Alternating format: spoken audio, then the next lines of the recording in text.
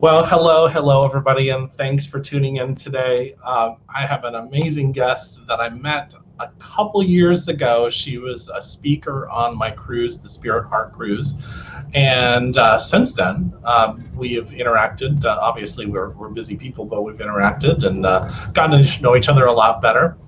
I remember we actually officially hung out for the first time on the bar that goes up and down on the Harmony of the Seas, literally just going up and down. And so hung out there and got to know each other and our energy and stuff. And so I'd like to, and I'm going to show her book really quick, and we'll show it throughout the show, Financially Fit. I'm going to be bringing on Dawna Campbell. And so I'll be welcoming her and bringing her on just now. So hi, Dawna, how are you?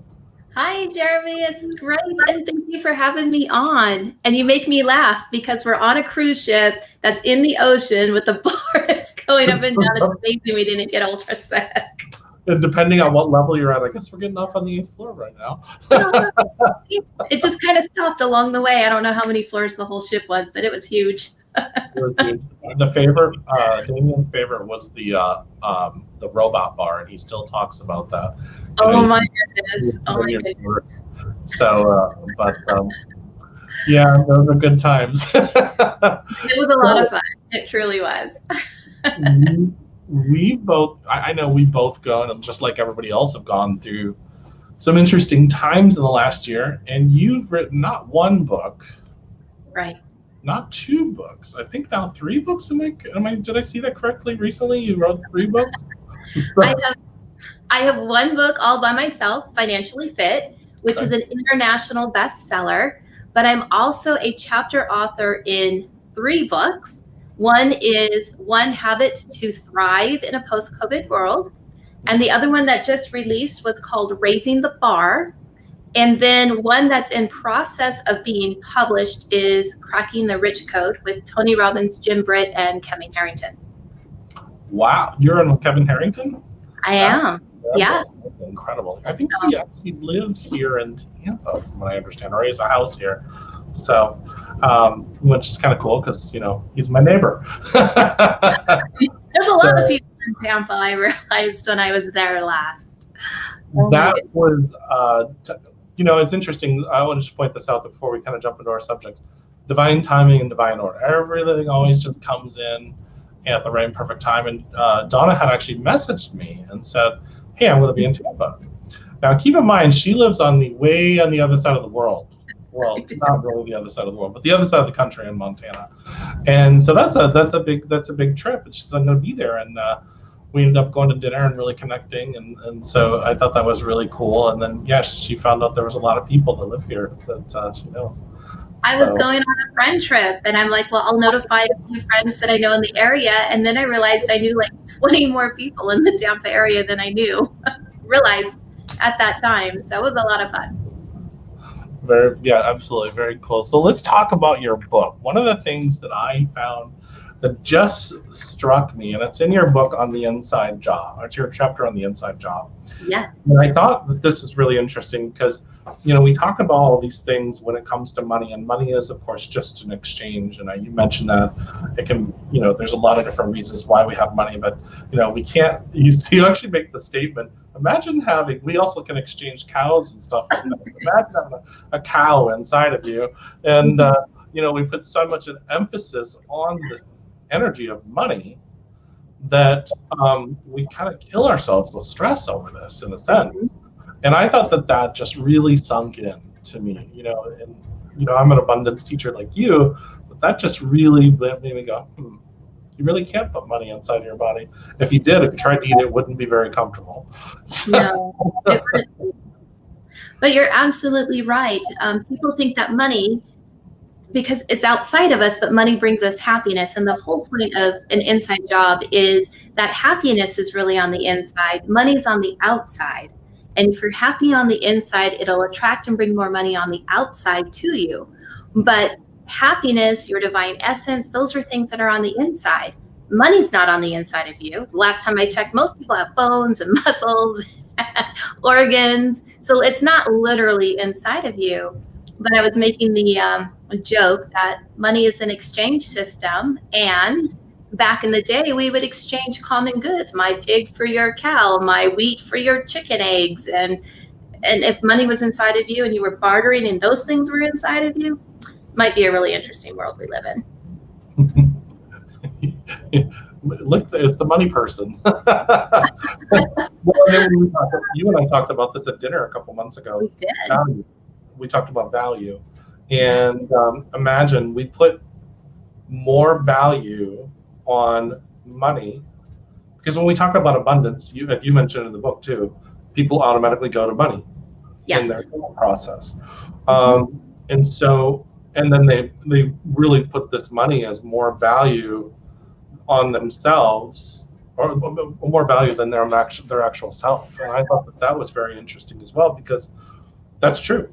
You know, we put value on, you know, how much salary I make, what kind of cars do I have, and, you know, and I think that one of the things that you're trying to bring up is, what about your level of happiness? Right. You're absolutely right. I know there's a lot of different cliches and things out there. Money is the measure of a man, and etc. And it's not. It's just showing how much you can produce or what you go through to produce. And really, the true measures are our value system, our virtues, who we are, the happiness that we have inside. Because if you're not happy, you're in the stress, worry, pressure category, and you're not going to be happy because you're going to have ill health from that. It's proven, science, because that energy will break down your entire immune system, which was part of my own journey that I went through when I couldn't digest food for a couple of years, and went through my transition to know, you know, money is not the be all end all. Yeah. Yeah, I think we should point out to the audience too that you were a financial planner. Yes. You know, in the financial industry, so probably very successful, money-wise. So, but if you were having that kind of sickness, right? You know, were you successful life-wise? Right. I was a former financial advisor and a managing principal of an investment firm, and my team and I, mostly me, it fell on me. I was also the compliance officer for the area. I managed $500 million of other people's money. You want to talk stress? We can talk stress. But what ended up happening, which was during that time, was there was also a lot of anger in the industry. And then I couldn't digest food because I was digesting anger instead. And I couldn't find a way to release it. And I just didn't know. And then I woke up one day, and when I went to natural healing and natural medicine, and realized that I couldn't digest food on the inside, which meant I couldn't digest something in my life on the outside. And then that was when the infidelity of my marriage presented itself to me, and the amount of anger that was in the household that I was also unaware of, because I grew up in an angry environment and didn't know that. And it broke down my entire body. And that was the catalyst that started me on this whole journey, gosh, about 15 years ago. Wow. Sounds like you and I started on a journey about the same time. It's really, you know, what I wanted to bring up, and because I know a lot of people that are close to me, and it's not just people, clients of mine, and a lot of people are going through a very similar place right now, and I'm calling it a crossroads. They're going through a crossroads in their life where they're thinking and feeling exactly what you just mentioned. You know, what is my life? What do I want it to be? And I'm definitely not happy. I'm grateful that I have money to pay for my bills and that kind of stuff, but I'm not happy. I don't feel passion in my life. And so, what are some suggestions that you have for, you know, people finding that, you know, where you have, you know, you live your life, you enjoy it. I know we all have our bad days, but you know, you pretty much you live your passion. And by the way, if you follow Dawna on Facebook, she's always traveling. She's always going somewhere. She's always on a plane from Montana to.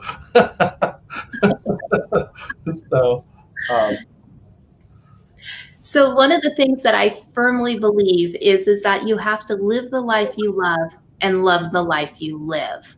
And if that means, for me, traveling and exploring the world and experiencing life, then I get to go do that. And I set myself up business-wise so I have that ability. But I also love coming back home because my house is sort of my sacred space. Mhm. And so it's all about living the life you love and loving the life you live. Now, it's interesting that you mentioned about passion, because I grew up in an era where women could be anything. And it was at the end of the women's liberation movement. And my mom was always pushing me to do something I didn't want to do. And she asked me one time what I wanted to be when I grew up. And I told her I was going to join Greenpeace and save the whales. And that was not the right answer. And because I grew up near the poverty line in Silicon Valley in California, I got very passionate about helping other people create opportunities because I didn't have them growing up. And I thought, well, if their kids could go to college, I worked through college, put myself through. If I could help or facilitate in this way, maybe people can live a better life.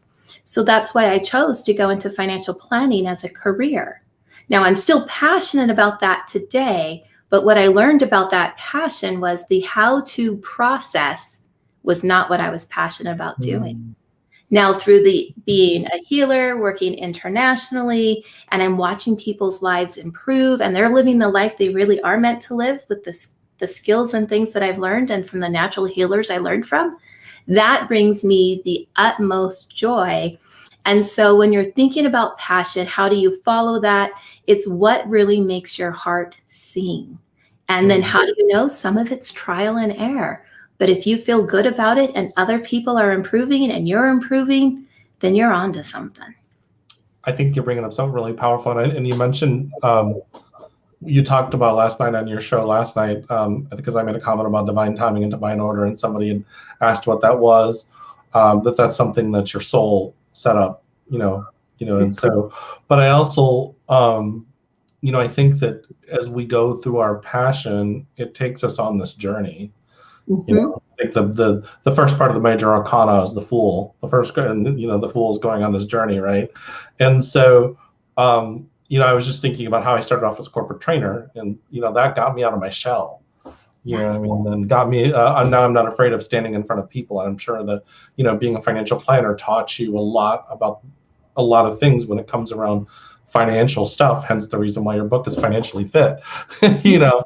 But let me throw out there the question. Of course, we're going on a journey of self-discovery, and then we discover more and more things about ourselves. Like I know some people that say, exactly what you said. I want to help people. I want to make a difference. And then some of this cliche answers is, "Well, make a difference in your own life." You don't start there, and yeah, that's true in a sense. But I think that there's still a sense of self-discovery that helps you grow. Yes. And I'll agree. Yes, absolutely. And I think that self-discovery process is what ignites you to grow and to really fine tune what it is that you're doing and how you want to do it. And it's a never-ending process. Because when I first started out, I thought, well, shoot, I'm certified in a few healing modalities. I'll just do that. And then that came to an end, and I studied with other natural healers. So then it took off in a different way. And then saying, I know I'm writing a book and I'm speaking on stages going, how did I get here? So the passion and those desires can evolve as you evolve. And that's, I think, also another part, because life is meant to be fluid, not static. You're not stuck in a box or anything, but to go with the ebb and the flow of it. And it just keeps adding more and more and more. Life is truly a gift. It really is. I think Yoda said that life is fluid, right?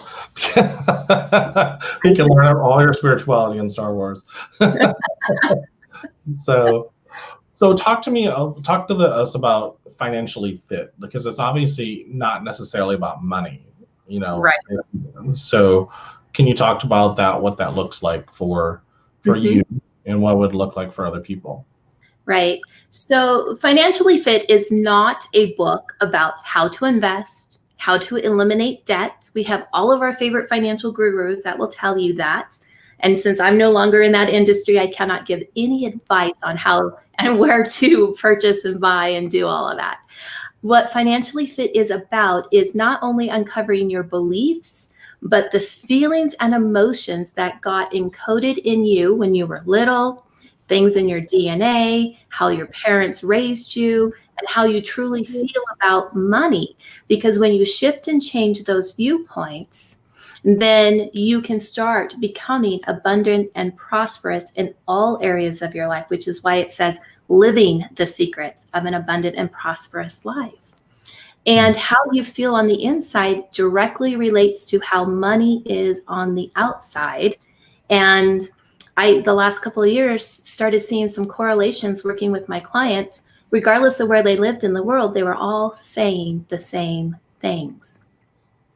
So they would say things like, when you got to the heart of the issue, I want to know that I'm worthy, or that I'm valued, or that I'm appreciated. And it clicked. Those are the same words we use as a financial advisor. And it would be, here's your net worth. Here's your portfolio value. Your assets appreciated or depreciated X amount. Oh, do you have enough money to fund XYZ goal? And if you didn't feel like you were enough on the inside, you didn't have enough money on the outside. And it didn't matter what I worked on with the client, in what area, health, wealth, relationships, it didn't matter the issue. When we shift those energy vibrations, their money supply always improved. And that's the whole basis of this book. That's amazing, because when you really think about, like, I know in my own life, and I'm sure in yours as well, when I've made decisions to hesitate, when I've made decisions not to take that leap forward, and then it never happened, you know. And then I look back and I go, wait, that was just me and my own value, or I think you said it, net worth. Yeah.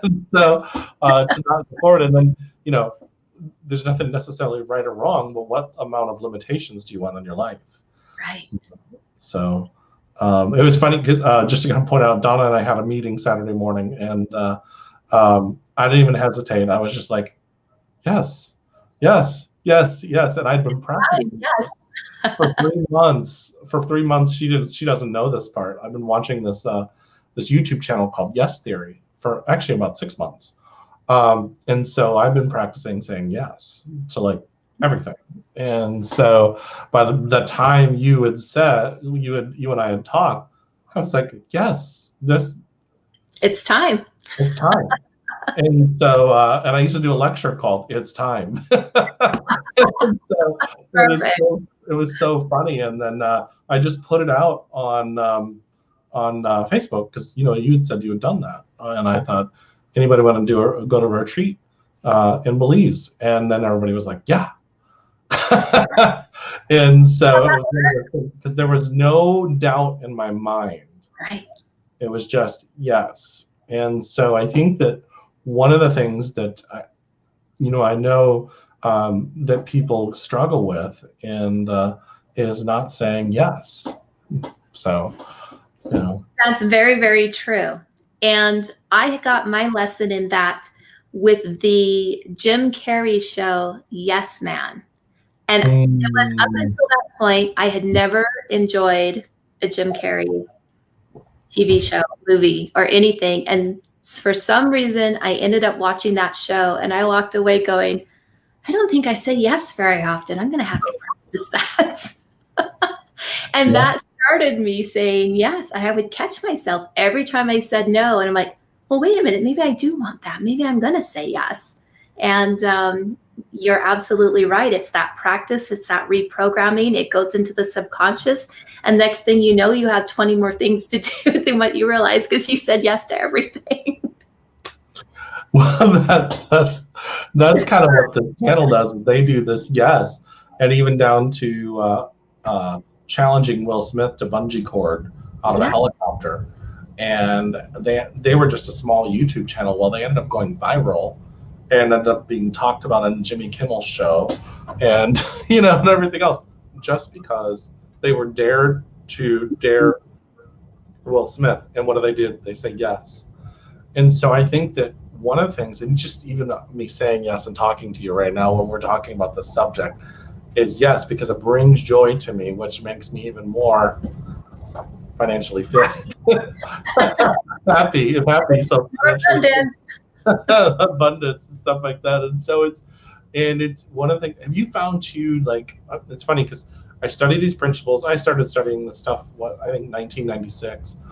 And, but as probably in the last 6 to 7 years, and I wrote a book 10 years ago about peace in my own life. But I would say in the last 6 to 7 years, I've found as I started practicing, I did more practicing and walking my talk than I did talking. And I've noticed that my friends that didn't necessarily believe in this are at the very just a little bit interested. And it's because they want to know what I've done, well, and then they also see their own lives changing, because happiness is contagious. It is.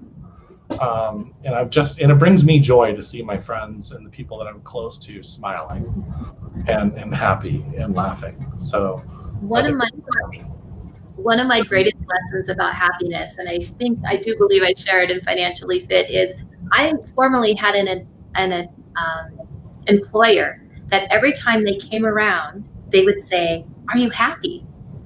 And I had so many responses to that. Well, today I'm happy. Yesterday I wasn't. Well, I'm 0.7% happy today, but well, wait, no, I wasn't happy at 2:00. I mean, I tried to quantify it a large amount of ways. And then you try to lie your way through it. Yep, I'm happy. See, I'm working. And they're like, yeah, are you sure you're happy? And I'm like, why are you questioning me? Of course I'm happy. And then I just realized, why couldn't I just be 100% happy all the time? What is holding me back from all of my happiness and what do I need to do? And why am I focusing on not being happy or the times I wasn't happy? And that was when I decided to put together a happiness journal. And at the end of every day, I would write down just the moments that made me happy so I know what made me happy so I could stay there and focus my energy there. And it works. So I share it a lot with clients and various people. Record when you're happy, so when you know when you're happy, what brings you happiness, and it keeps your focus on happiness. And we know how the law of magnetism and the law of attraction works. You're going to have more happiness by doing that. That makes a lot of sense because then it gets you focused more in on. Because years ago I was thinking about all the times I complain, and like you mentioned. Happiness and am I seven? Well, I wasn't happy at 2:00 today. It really starts you. Natalie just made a comment that I just had a conversation about happiness, and many people in that group arguing that happiness is a fleeting moment, while joy is an everlasting from within. I'm like, semantics, maybe. Yeah, it's semantics. Happiness fulfills joy. Yeah. You can have joy, but are you really? I guess, I don't know. I always use the word happiness because you can be joyful too, but I don't know. Happiness, there's always a smile. Well, I think too, when we get, and not to say that anybody's right or wrong, I think we get so caught up in words too. And what about the feeling?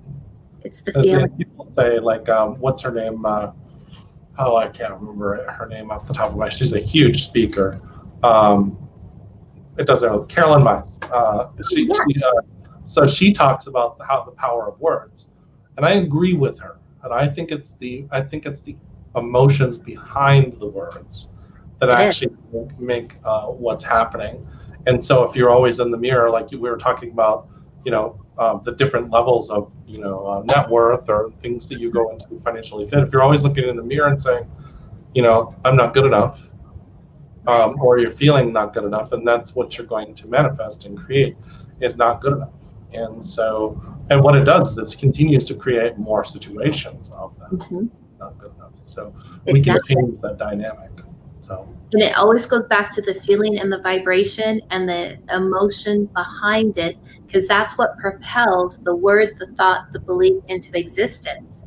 And that's why there's a mismatch with words that we use in the financial services industry to how you feel on the inside.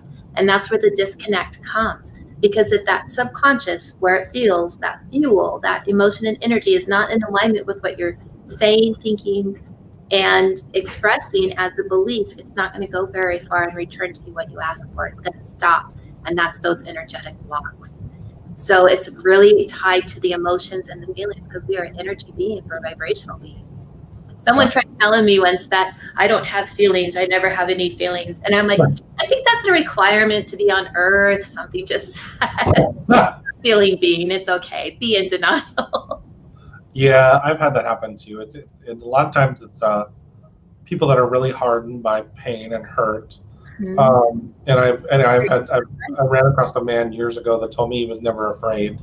He didn't have any fear, and he was a former Vietnam vet. And I just was like, that's impossible. You have fear. Everybody has fear at some level. And he was like, no, not at all. I don't know. I've seen some things. So then literally I waited 30 minutes, and my mother used to laugh at me. She goes, you're so petty when it comes to this stuff. And I waited 30 minutes, and then finally he talks about somebody almost hit his car with his grandbaby in the back seat of the car and his wife, and it really pissed him off. And I was like, gotcha. Yeah. And I said, sir, I don't know, I'm not trying to be rude, but do you think the reason why you were upset is because you were afraid that your car got hit, it would harm your grandbaby and your wife? Yeah. And he paused for a second, and then of course he said I was wrong, but Oh my goodness.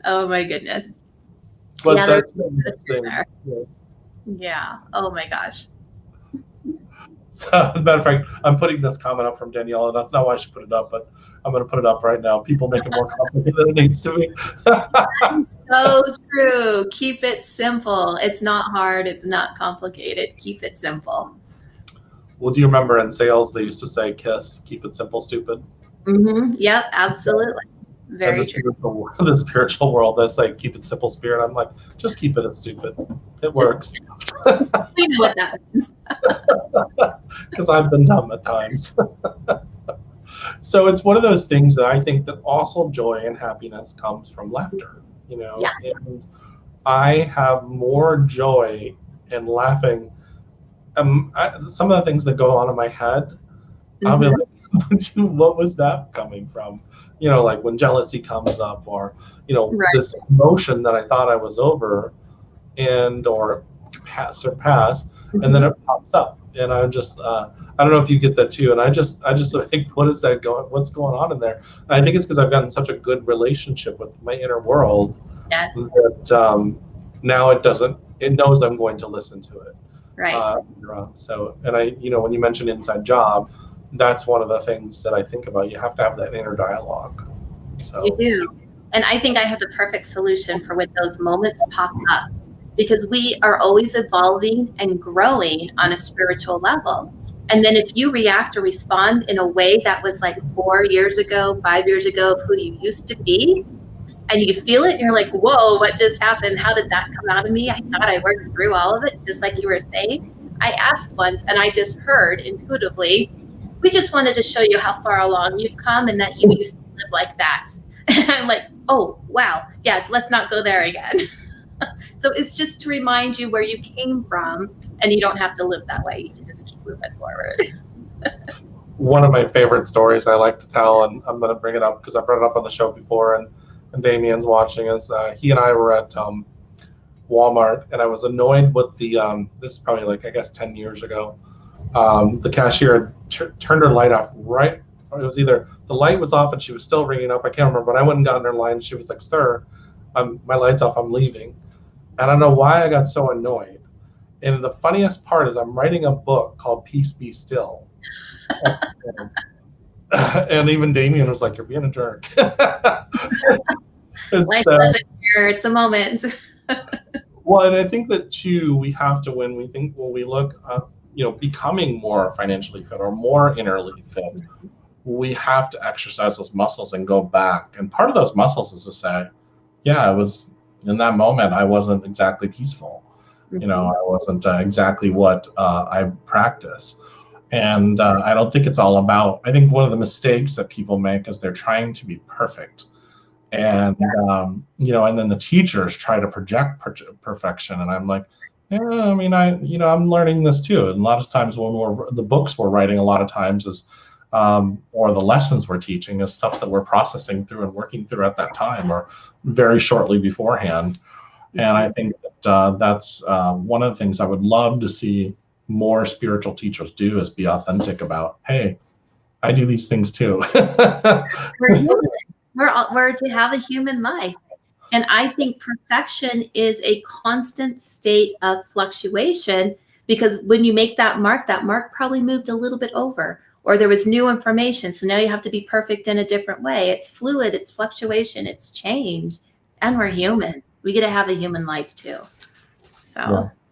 I'm going to put up a comment from Linda. I don't know if you remember Linda and Stan from the cruise. Yes, I do. I've grown so much since you showed me how to love myself, Jeremy, and you, Dawna, showed me how to hug heart to heart. Thank you both. Yeah. So, which is what your business is called? Has to do with heart-based healing or heart-centered healing, right? Right. My actual business name is the Healing Heart Incorporated. And it's all based on heart-centered healing, because I was shown years ago when I started my business as a healer that all healing takes place in the heart. So that's why it's called the Healing Heart. Well, it's true. The heart is the governor of the energy system too. So when you think about what, if this is all blocked up, we're probably, our energy not in flow. So what are maybe one last thing that we could give the audience, any last pieces of wisdom that you would like to give? Let me share with you a basic level of what I call a pivot and shift strategy. And this is a quick technique that you can utilize yourself, and something that I learned when I studied with a medicine woman. I'm just going to give you the real introduction part of it. It goes much deeper than what I'm going to share here. But if you catch yourself in an environment of stress or worry or pressure, frustration, anger, depression, anxiety, and you feel it and you're consciously aware of it, stop. And then immediately think of the opposite reaction. We go into physics, Newton's 3 laws, and then bring in the energy of happiness, love, peace, balance, kindness, goodness, generosity, or whatever you need in the moment, and start focusing your mind there. You will be able to change your reaction in the moment. And when you breathe in, you're breathing in oxygen.